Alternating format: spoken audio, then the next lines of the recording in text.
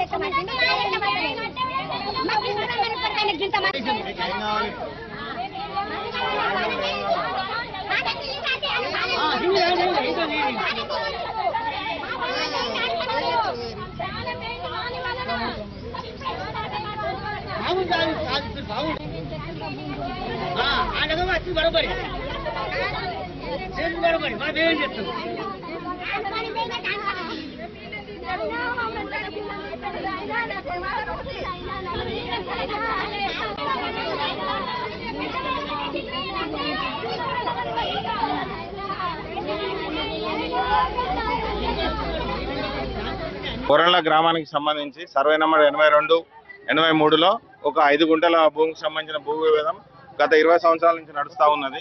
దానికి సంబంధించి భూమి అంటే మాది అని చెప్పి పడిగెల గంగారెడ్డి సంబంధించిన కుటుంబ సభ్యులు, ఎవరైతే ఇప్పుడు మృతి చెందారో పడిగెల మల్లారెడ్డికి సంబంధించిన కుటుంబ సభ్యులు మాది అని భూమి క్లెయిమ్ చేస్తూ ఉన్నారు.